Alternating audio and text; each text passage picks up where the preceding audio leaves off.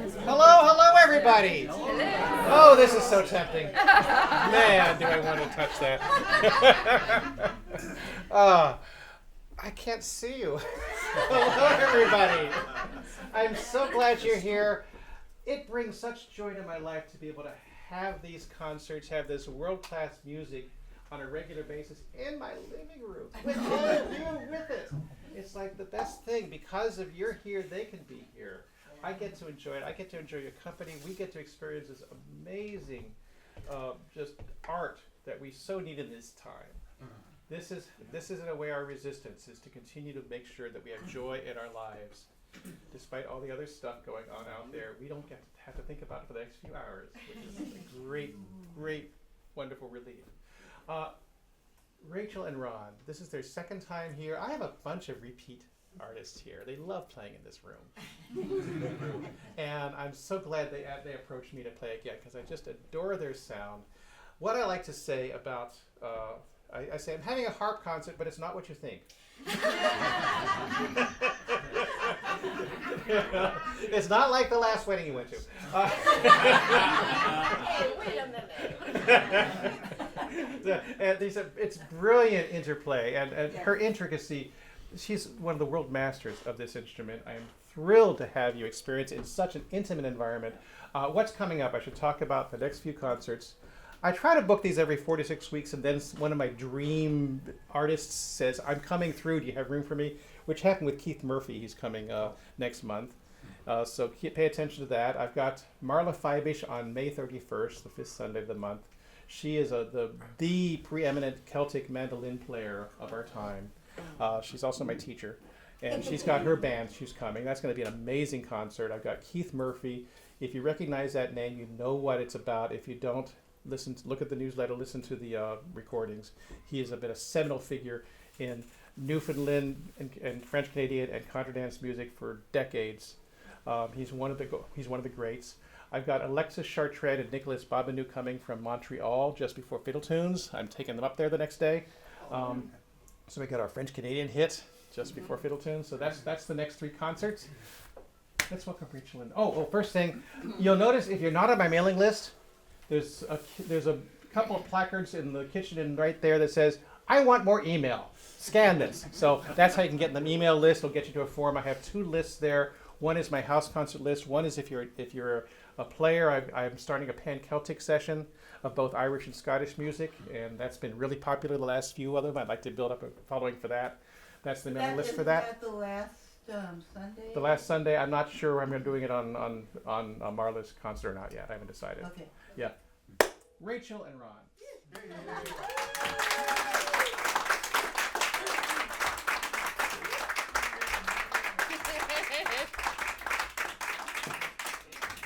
Hi. How are y'all doing? Lovely to be back in the living room. Whew. Should have dusted my harp.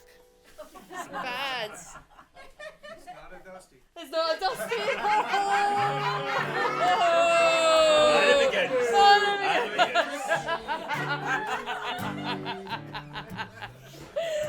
Show it.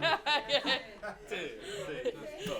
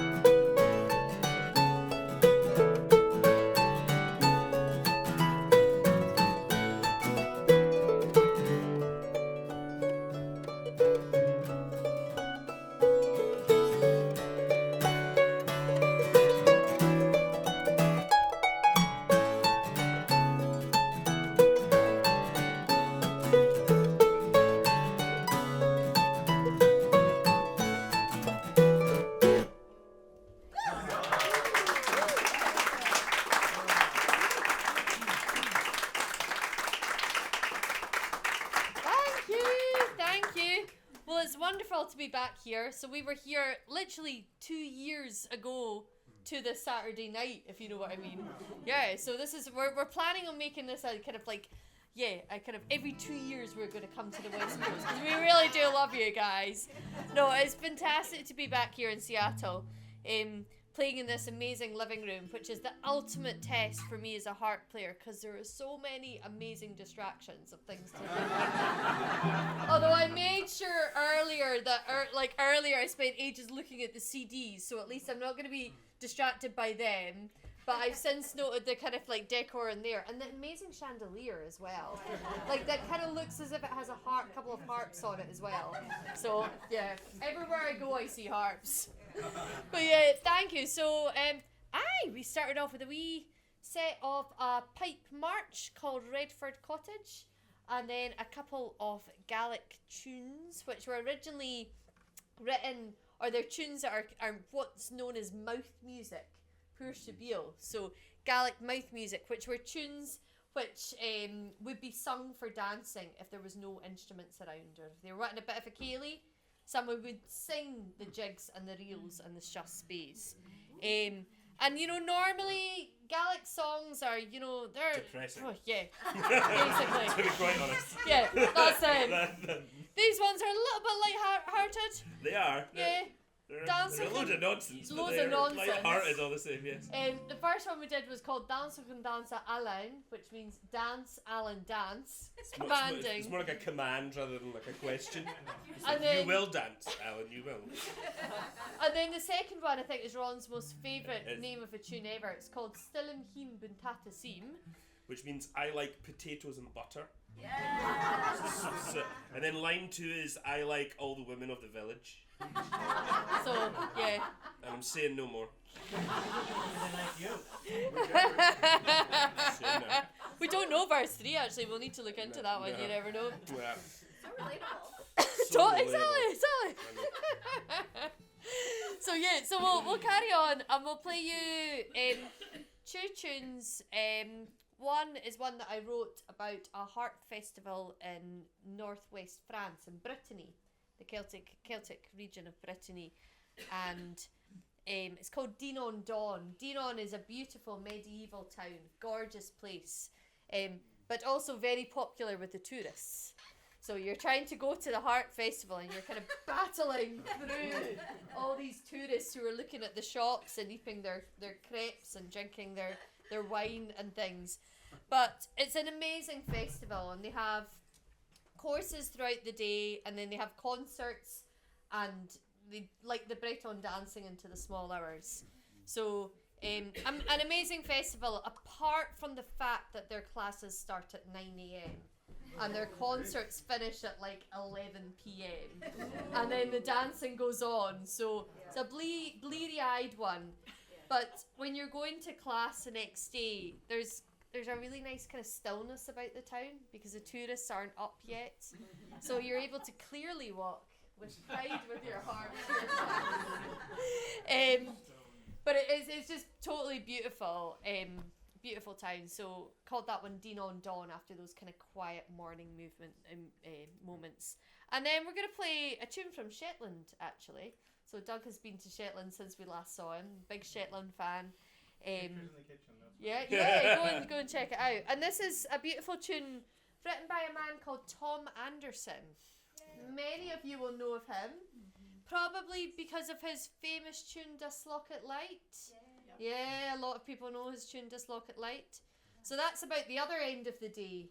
He was said to write this tune "Das Locket Light" when he was leaving his old village at night, and he could see the lights all going off one by one. And it was sadly symbolising also the kind of people that he'd lost at the time. But this tune came about after I wanted to publish Das Locket Light.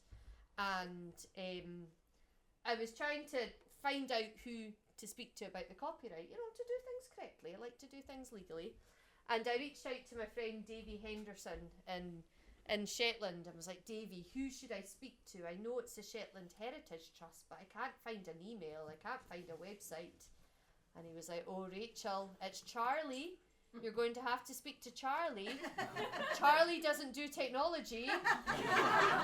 He doesn't have a computer and email, and he doesn't do the texting. You're going to have to phone his house. And I was like, oh no, because I'm a millennial. We don't do phone calls. We don't like them. So I got on the phone, and I eventually got through to Charlie twice. He wasn't answering. Eventually got him, and I was like, oh, explained very politely who I was, and that I wanted to publish This Look at Light, and expecting him to go, oh, that's brilliant, that's, great, the legacy of Tom Anderson continues. He went, oh, really, that tune? And I was like, yes, it's really beautiful. And he's like, everybody in the world does that tune. Did you not know he wrote loads of other good tunes? And I was like, oh, I know, but this is the one that I put together. And he said, you can play it or you can publish it on the one condition that you look up his tune Daybreak. And he's like, it's in his collection number 3, I think it was in. He said, get the book, learn Daybreak, and then you can publish the tune, because I think it would be nice in the harp. So I did what I was told. And fair play to Charlie. It's a beautiful tune on the harp. So we'll play that for you. I did get to publish This Look at Light. I was given permission after my test. But we'll play for you now Dean on Dawn and Daybreak, which in Shetland dialect that means daybreak. So both tunes about the dawning of the day. Cool.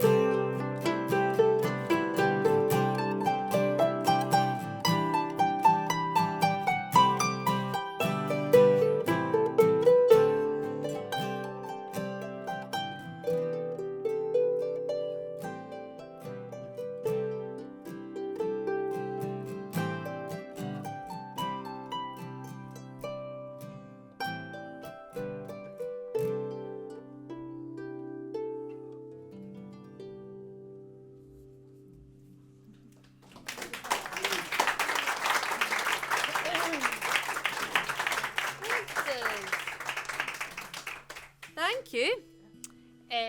So we'll take you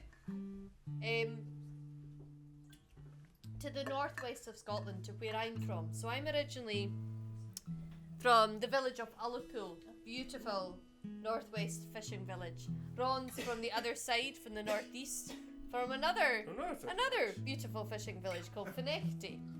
Both quite different looking though, different styles. Yours is lots of kind of grey houses, and Ullapool's lots of white houses. Yeah. So yeah, both very pretty. And we're gonna play you a set of waltzes. First one is written by a pal of Ron's. Yeah, it's a tune called the Eric Moore Waltz, which was written after an estate in Dunkeld, which is kind of in the Perthshire region of Scotland, right in the middle. It was written by a fantastic fiddle player called Graham Mackenzie. He's from near Inverness. And I don't really have much more to say about it other than it's called the Eric Moore Waltz. It's really we did ask him more. He didn't give us much. He didn't give us any information. In a very typical Graham style, he gave me no further information to what I wanted to know. That was like, thanks. Thanks, Pat. Right. So, and then we'll play you another one of my own ones, a tune called Irene's Waltz. And I wrote it for a woman, I guess, who was kind of my surrogate grandmother when I was growing up. Although we grew up in the Highlands of Scotland, my dad's actually from Glasgow and my mum's from near Belfast. So both sets of grandparents were, 4.5, 5+ hours away. But it was okay because we had Irene and Sandy, who lived right in the middle of the village, across from the village hall with the most epic garden ever.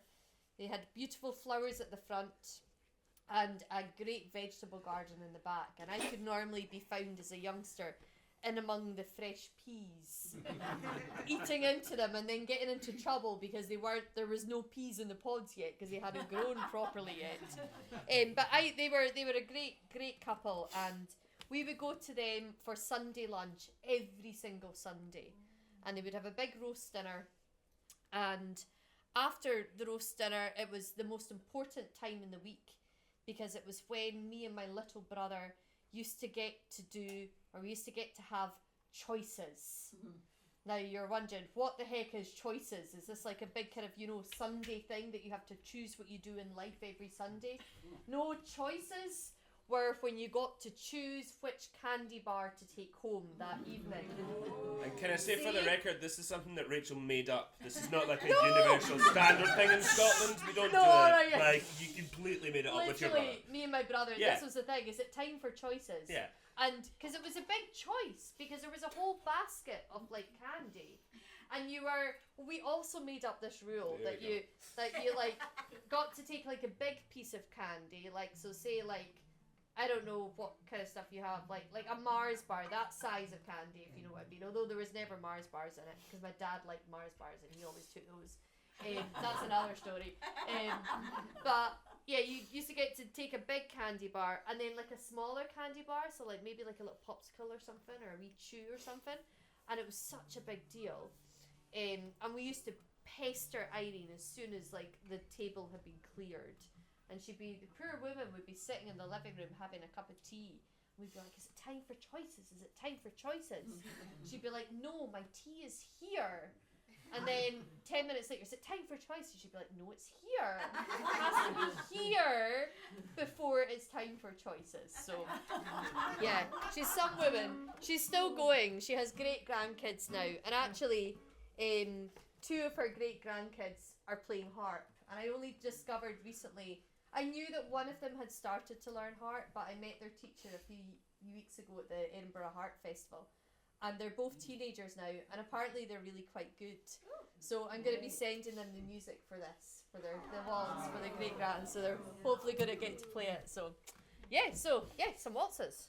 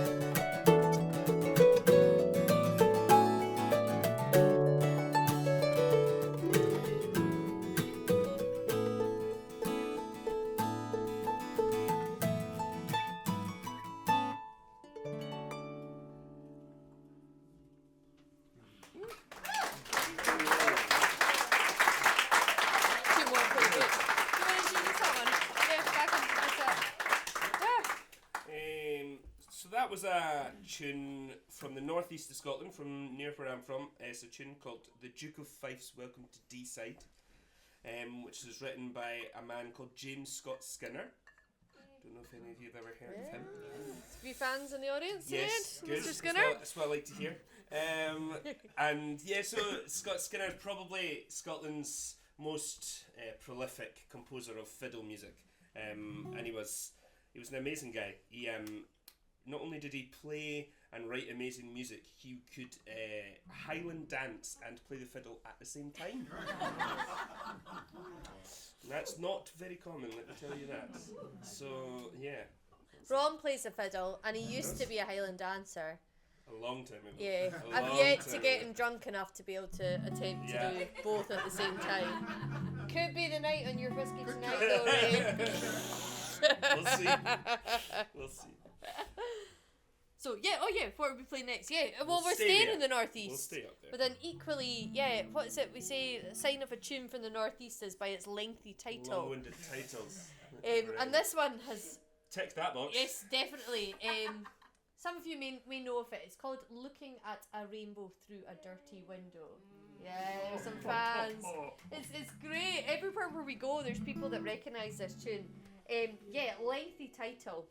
It's written by a friend of ours from a couple of villages along from you. Would that be Yeah. a few towns along? Yeah.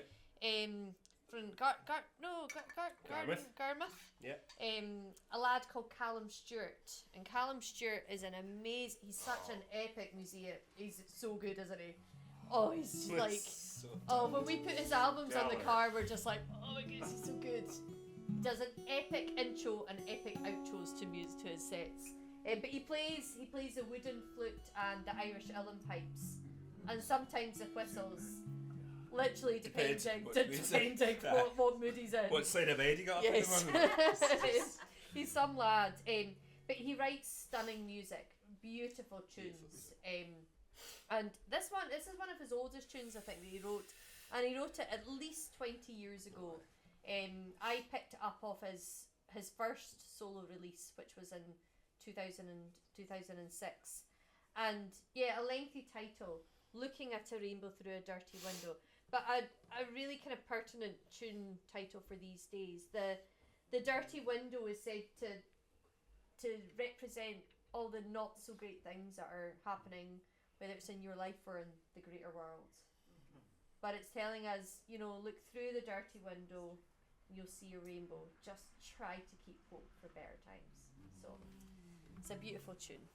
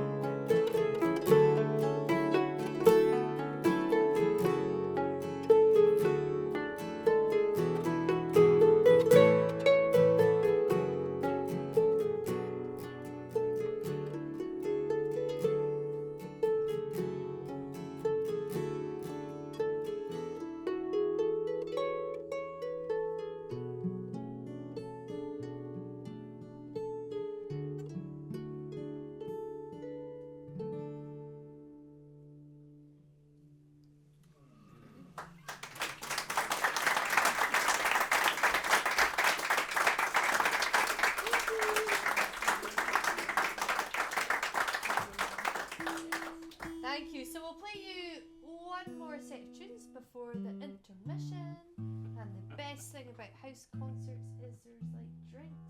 And is there snacks? Yes. Yeah!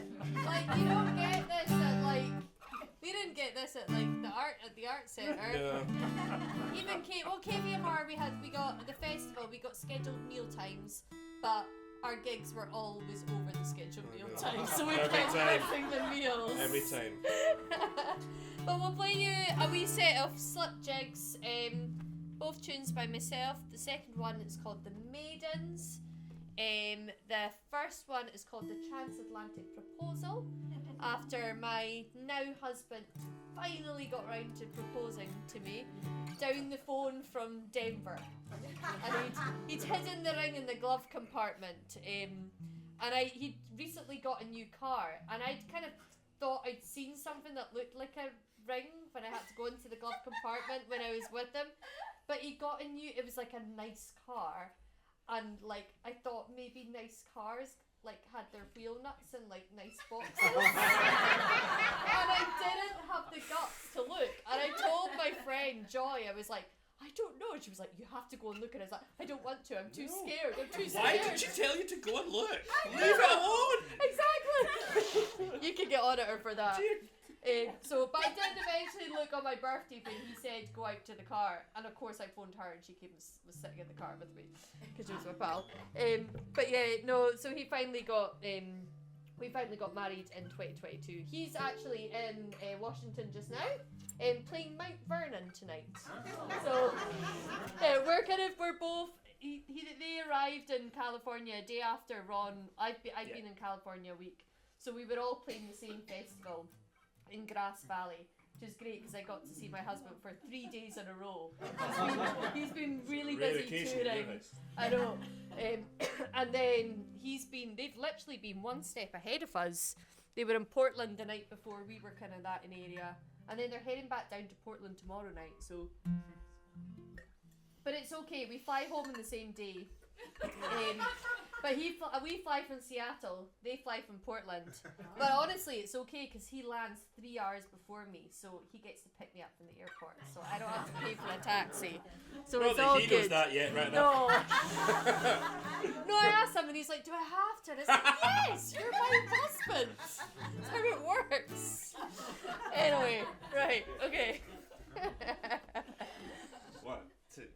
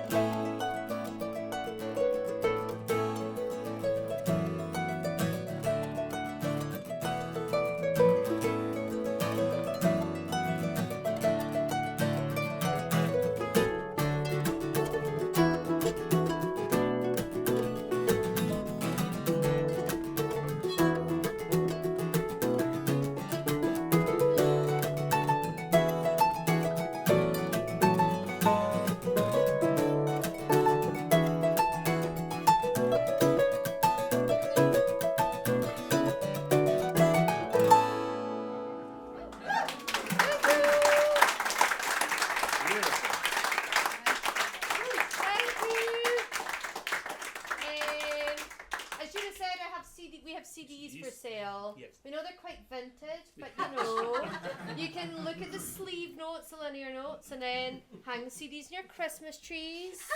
Use it in an ice scraper. Or whatever. Yeah, totally. They come in use.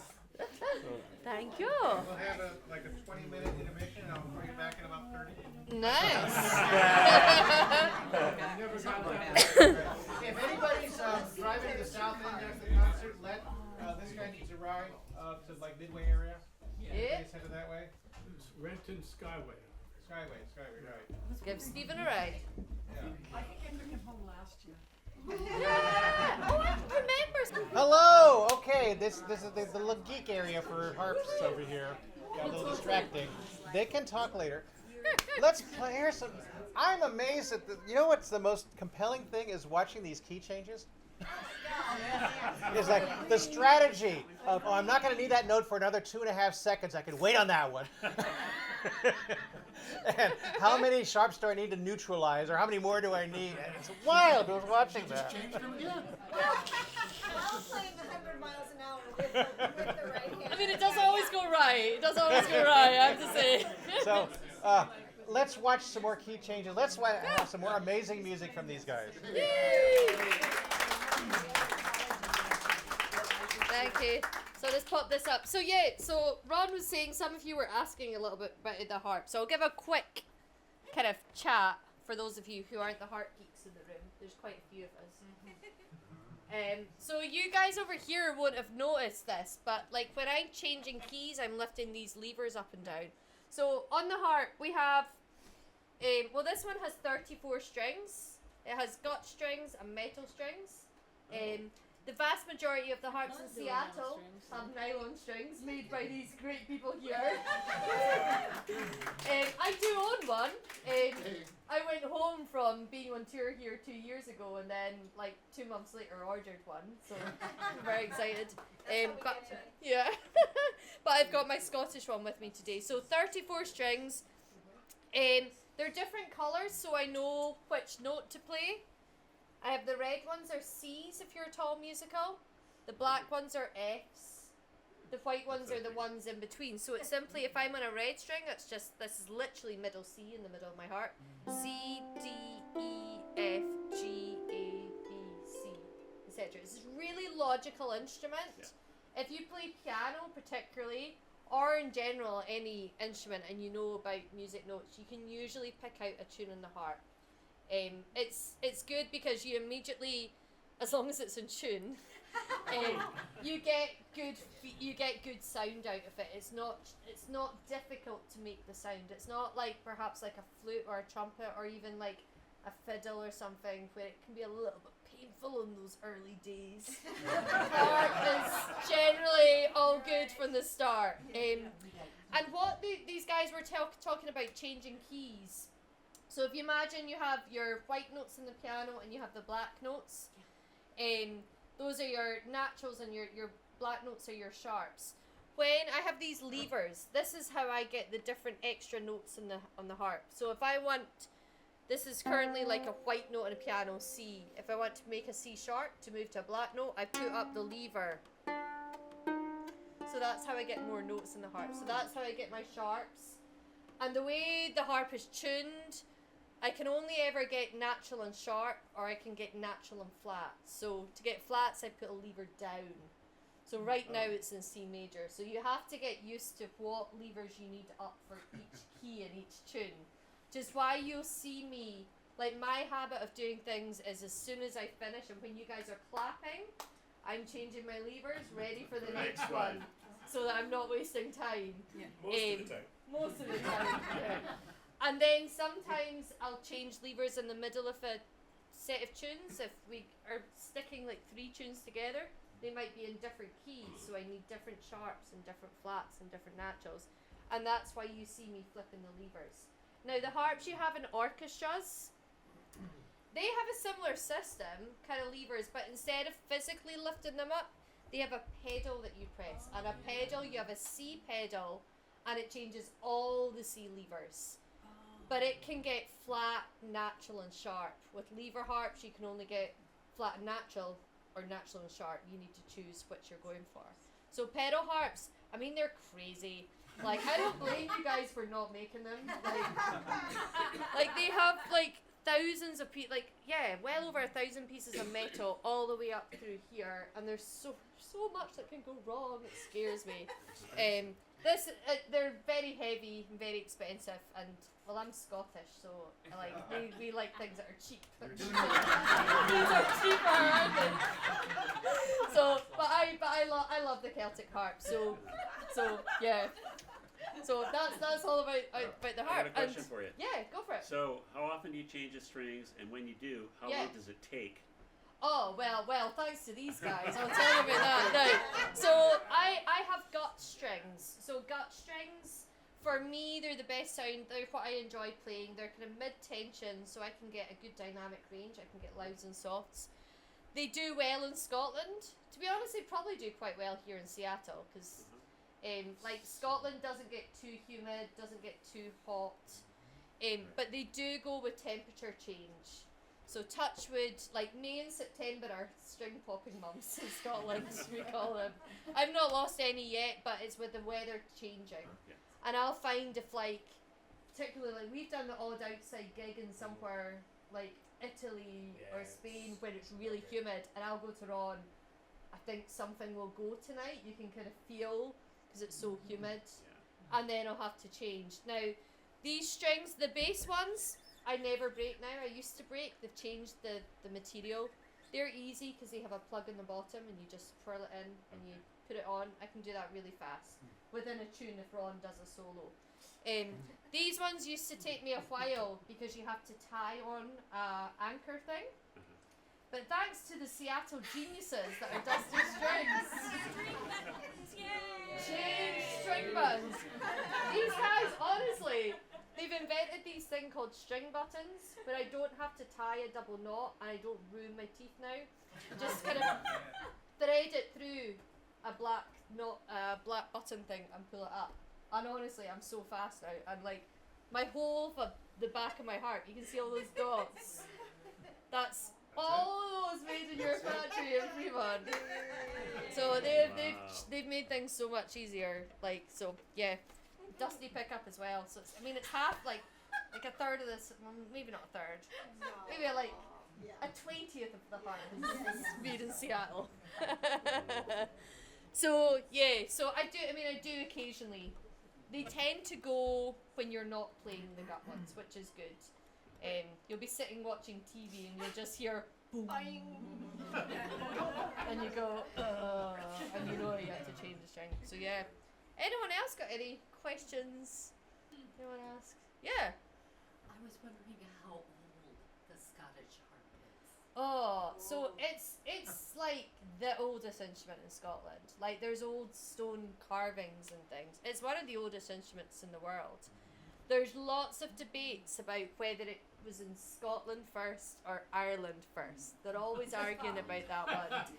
So Scotland, yeah. Yeah, I mean historically it was a lot smaller. They were like about half the size, and actually the old historical harps had wire strings, which Cindy plays the wire strung harp. This is kind of a hybrid between the traditional harp and the harps that you get in orchestras, and this has kind of been accepted as the Celtic harp now, or what we call the clarsach in Scotland.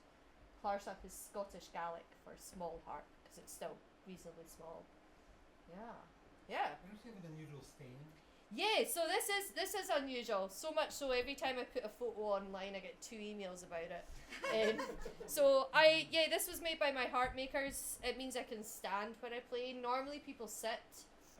And I like being, as a child I was always sitting, and all the fiddle players were always standing and things, and I just felt it was always kind of lower down on the stage. So yeah, I really like to play when I stand. So it was made by my harp makers. It kind of collapses.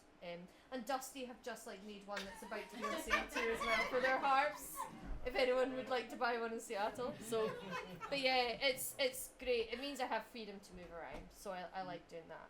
Yeah. All satisfied? Are you educated? Music. Yeah, music.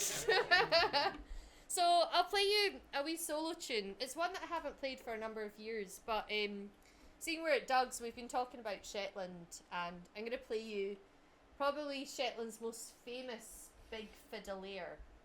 Shetland's renowned for its fiddle music. We already played you a tune by Tom Anderson. This is a traditional tune, and it's said, well, the kind of story goes that it would either be played on like winter solstice or old Yule Day, or maybe on New Year's Day. It's called Da Day Dawn. Another tune about dawn, actually. And it said that the fiddle player would take this out as soon as the sun was starting to rise on the partying or whatever, to welcome in the new year or to welcome in Christmas. So it's called Da Day Dawn. It's a beautiful one. I'll just get a wee bit closer.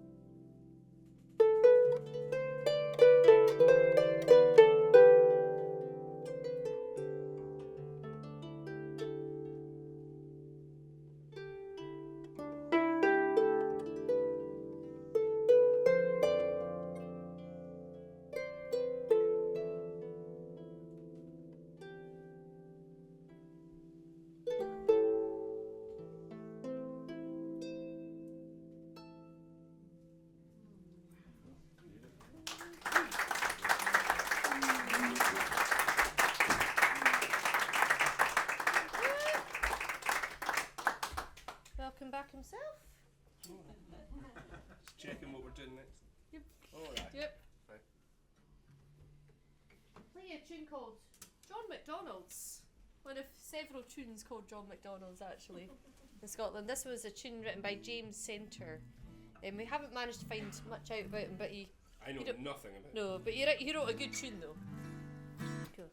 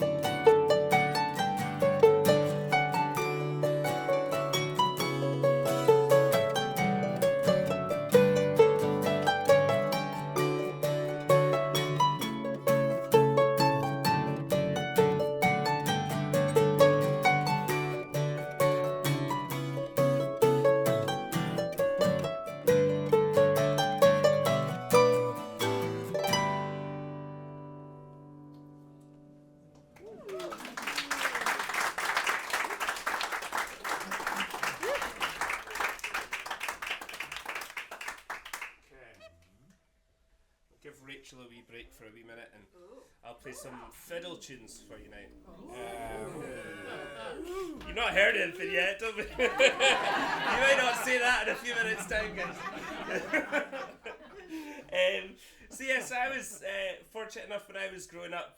We were surrounded by lots of amazing fiddle music in the northeast of Scotland, and we used to play quite a lot of competitions all around the country.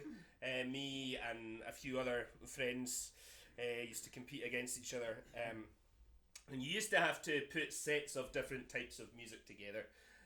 And one of the main things you had to do was called an MSR, which is a march, strathspey and reel. And it's 3 different types of tunes from Scotland, and you'll kind of hear the differences between them, the kind of changes in styles and tempos and all these kind of things. And so yeah, I'm going to play some of my favourite ones from when I was younger. It's I'm going to start with a march called Irene Meldrum's Welcome to Bonaccord. Bonaccord being just outside of Aberdeen. Lengthy title again, yes, as I'm sure you could say. And then I'm going to play a strathspey by a man called William Marshall. And we talked earlier about James Scott Skinner and how he's the most famous fiddle composer, but I actually think William Marshall was better. I actually think, and it's not that controversial actually, especially in my household. I do think William Marshall wrote better tunes. William Marshall, as his day job, was the servant to the Duke of Gordon. In Gordon Estate at Gordon Castle, which is in Fauchevers, just in the northeast coast, near the River Spey. And further up the River Spey is where they make where they get the water for a lot of whiskey. So a lot of the Speyside whiskey comes from that kind of area. And yeah, William Marshall was an amazing man. He was a fiddle player, a composer. He was a astronomer, he was a mathematician and like a gardener, and servant to the Duke of Gordon. He was an incredible individual. So I'll play one of his strathspeys called The Duke of Gordon's Birthday. And then I will finish with a Skinner tune, because why not? And that's called The Left-Handed Fiddler. So yeah, I hope you enjoy.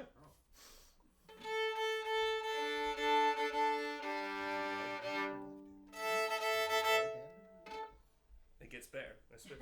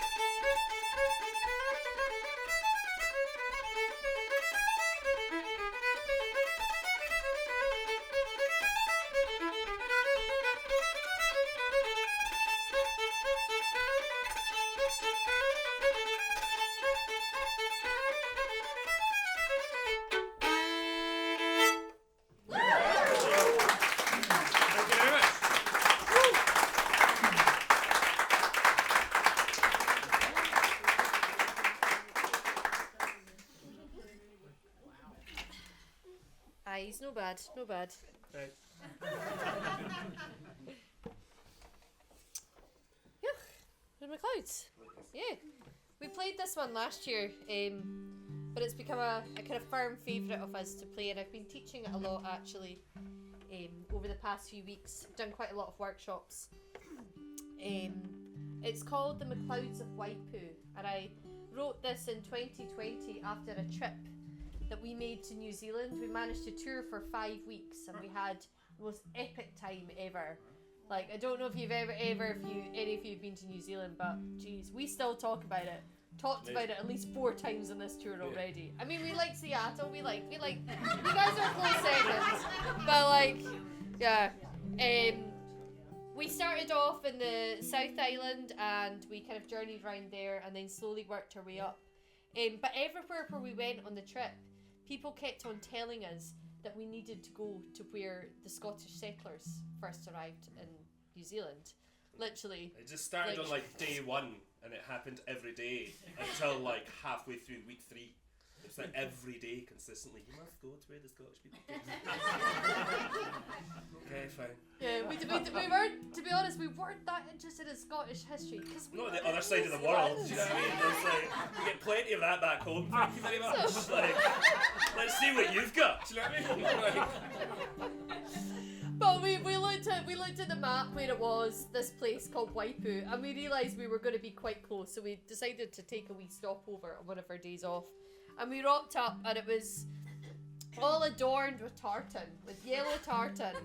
So we were like, oh aye, this is a bit twee, but it was bright yellow tartan, which I recognised, so I was quite proud of myself. McLeod's tartan, which was therefore solidified by when we turned onto the main road, and there was a McLeod's tavern, so the local Scottish pub, which we decided to visit. We went into this McLeod's tavern, and they made this whole big thing about how they have authentic Scottish cuisine, and they've got Scottish ingredients, and they've got Scottish drinks, and they've got the biggest whiskey collection in all of New Zealand, and all this kind of chat, right?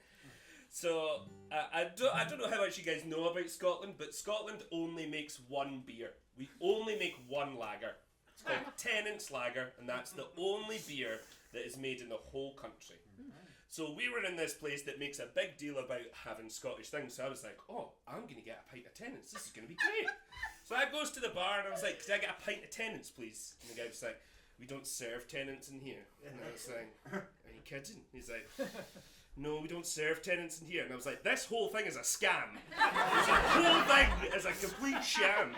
You made a big deal about how you've got all this Scottish stuff, and you don't have the one drink, the one beer that we make you don't serve here. And then to make it worse, the guy goes, I could give you a pint of Guinness. And I was like, it's the wrong country! It's the wrong country! I was never been so raging in all my life, because as amazing a trip it was, New Zealand is not great for beer. It's really not. They've got the wine thing down right, but the beer is awful. It's awful. So here was me getting all excited of like, oh, I'm going to get a decent pint of lager, and the guy was like, no, it's not happening. So Ron was upset at this time. It's not a good and taste. I was having a great time because I don't drink Tennent's. Yeah, exactly. Yeah, like well, I drink Iron Brew. They did have Iron Brew. I'll give them that. But I was like, let's go to the museum. Because clearly that was going to cheer me up. I didn't get a pint of lager, so let's go water in the museum instead. That's going to make me in a much better mood. So he literally like sat like this in the museum. He found a chair, For like an hour. just like that, and ragingly trying to get on the Wi-Fi. And I'm like, oh, I'm gonna learn. I was like, let's see. So I sat down. He was stomping in the corner. That was fine. But I sat down and started to watch. They had a little film going, and now I hadn't really thought much about who the Scottish were that first came to New Zealand, and we're kind of told like at school, like New Zealand, Australia, you kind of think they're the same place. They're really not. But you kind of think like the convicts and stuff were sent to Australia from the UK, so we're like, not sure if we want to know about these folk, but okay. Turned on, and there was this film going, and there were scenes from the Highlands. I was like, oh, okay. maybe this is about nice people from the Highlands because we're all nice. And then on came Ullapool Museum, the museum in my local village. And then on screen came Michael Lavelle, who was like 4 years above me in high school. And I was like, why is Michael Lavelle in this film? Like, what's going on here? And it turned out that the settlers, the first settlers, were originally from my area of Scotland. And this is one of those wild small world moments. Now, my village of Ullapool is on Loch Broom. And Loch Broom is a site from where many boats left Scotland during a really dark time of history in the 1700s called the Highland clearances. And this was when the rich landowners literally cleared the land of the people. They burnt people out of their croft houses to replace them with sheep because they thought sheep would make them more money than the tenants' rent. And so even when you go to the Highlands of Scotland now, you'll still see ruins, particularly around the Highland, like the Ullapool area and Sutherland, where this happened. And many folk, some folk went down to the cities, but there were hundreds of boats that left, as I'm sure many of you know, sailed across the Atlantic to Nova Scotia, Hudson Bay area, Pictou, and Cape Breton, etc. That's why there's a big Scottish connection out there. And there was a boat that was led by a man called the Reverend Norman MacLeod. And he was quite an outspoken preacher. And he was also had the role of the head teacher in the village of Ullapool. So he led a boat of people over the Atlantic to Cape Breton. And they settled in a place called St Anne's and actually built a church and a place there. And it's actually the place where the Gaelic College is, where Celtic Colours Festival happens. It's all even more connected with that. They settled there for around 20 odd years. I think it was 27 years. But they found the winters too harsh, so they built another boat.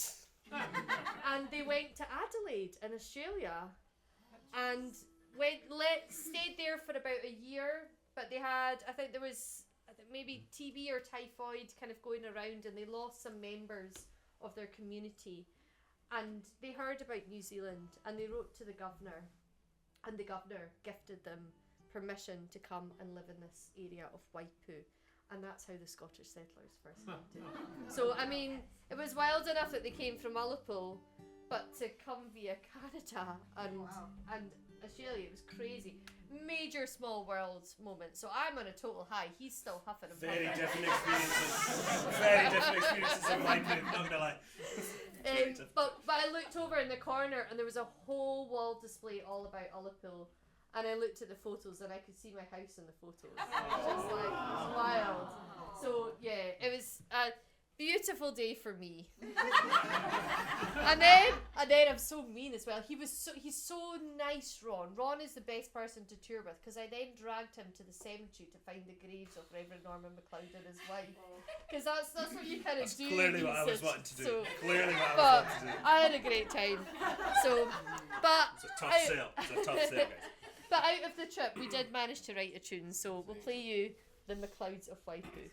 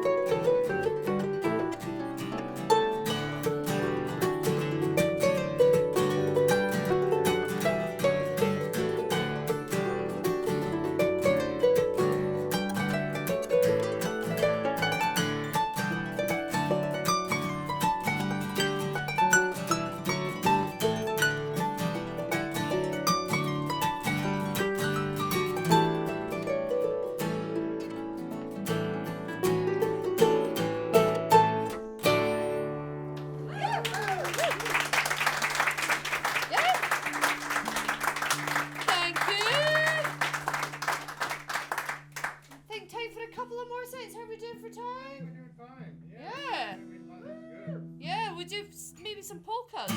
Let's do it. Play some polkas. First one I wrote for my pal Tom Toy from Japan, and the deal was that if he learnt it, he would get to play on stage with us when we came on tour to Japan. We went on tour to Japan. He didn't practice it, so he did not get to play it with us. No. So we're giving him a second chance. We're just gonna have to go back. So we'll play that, and then into a tune called the Battle of Aughrim, which is it's an Irish march. I thought it was a polka because I read the page wrong, so I learnt it as a polka. It's really not a polka, but you know what? It sounds like a polka to me now because like I practiced it hard like a polka. Yes. So it's a polka from now on. We wondered why it was difficult. Yes, to wondered why we were difficult. It's not meant to be that fast. And then into a tune from a polka from England called Harper's Frolics. Chosen, or I chose to play it because it was had the word harp in it. So quite simply, cool. Hey. 2, 3, 4.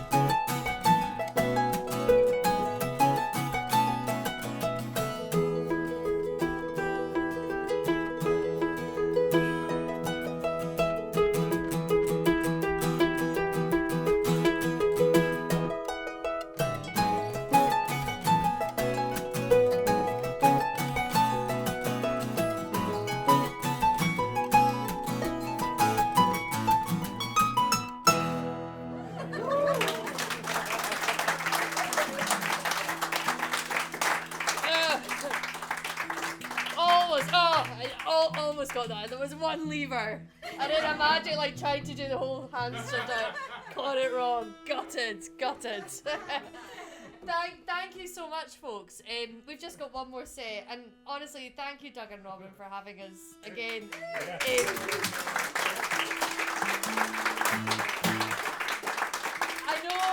I know you kind of took a chance on us last time because you didn't know anything about us. I think we were recommended by our dear friend Seamus Gagne, for a great harp player here in Seattle. So we're very grateful for him to recommending, and now this relationship has started, and we have lots of new friends in Seattle. It's great. Seamus can send me anyone. He's sent me some amazing. Oh, really? He knows his stuff. He knows his stuff for music. And for restaurants, because we asked him last time, like, a recommendation of, like, good restaurants in Seattle, and he sent us to this Japanese restaurant called Rondo. It's great. And it's class. And it's amazing. It's so good. I don't know if you've been, but it's so good. So good. You So should go. he nearly bought a t-shirt there as well, I know. just because it's so good, so good. Where is that? So, Capitol Hill? Capitol Hill, Yeah, is yeah. that right? Yeah? Yep. Yeah, it's so good. good. Yeah, really cool. Cool. So Seamus is good at for the food and the music recommendations. So thank you so much. We still have loads of CDs left. Please do buy them, because otherwise I'm going to have to ship them down to New Jersey on Monday morning. And I don't really want to go to the post office on Monday morning before my flight. We'll finish off with a couple of reels. No, 3 reels.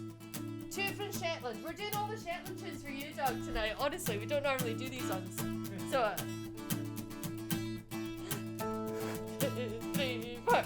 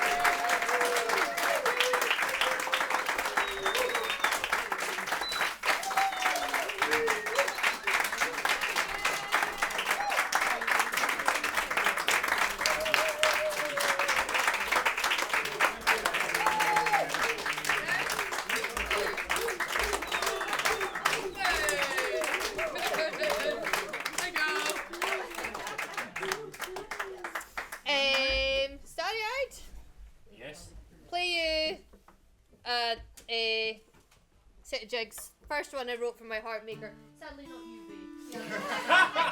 Not yet. No, yes, he is our harp maker. Yeah, not got a tune yet, please. No, not yet. Yeah, maybe, yeah. There is an idea. Okay.